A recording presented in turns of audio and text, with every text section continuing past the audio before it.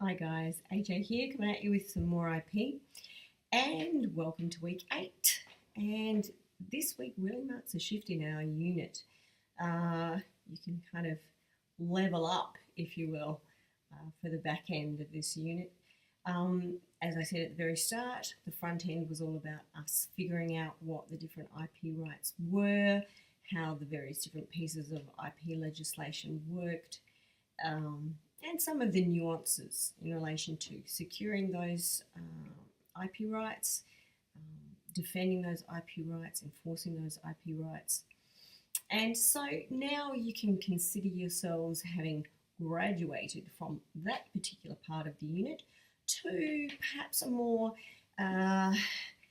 subtle and challenging part of the unit, and that is you get to look back on what you've learned of the IP rights and you get to critically analyse various different aspects in relation to the IP rights that have been problematic or that you think need some kind of reform.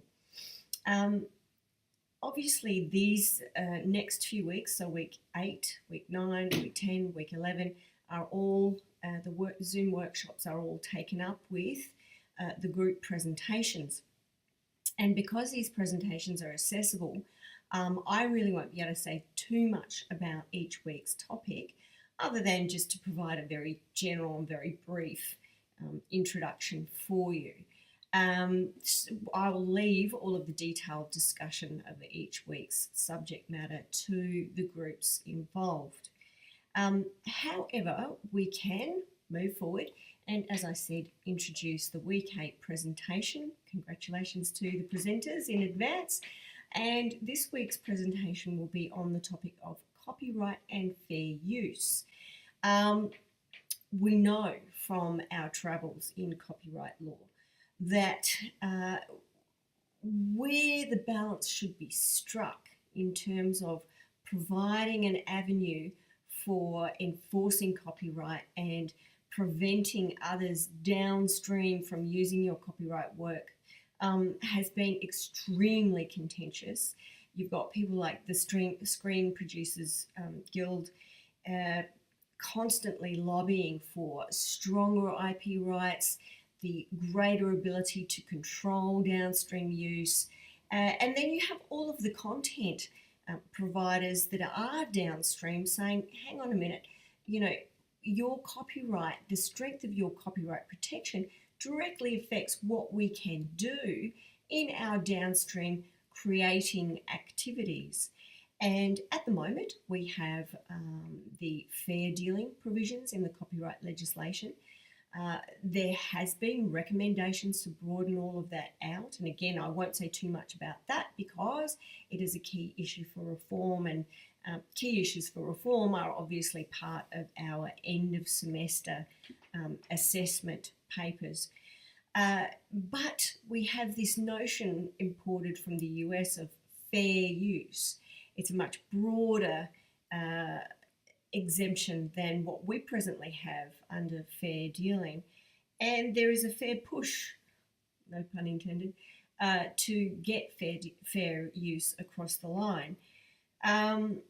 What we are doing in this week's presentation is we are looking at the whole area of the strength of copyright protection, the strength of the exemption for fair dealing, and the presenters will be looking at how you could go about drafting up a set of fair dealing principles for a certain community of downstream users. So in this particular topic that I've posed, we have on the one side producers of upstream works, media franchises like Harry Potter, Star Wars, Star Trek, any of the Marvel Comics franchises.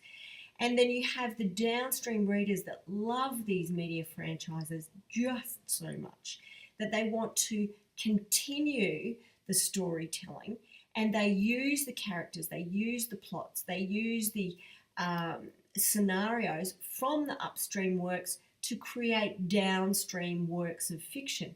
So the presenters this week will be essentially setting the scene by this draft set of fair dealing guidelines for the downstream users so that they can happily go away and create their downstream works without worrying about whether or not they're going to be infringing on the upstream author's copyright rights.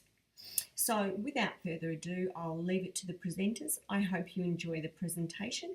Like I always say, if you have any queries or questions, please drop me an email or shoot me a question in the forums.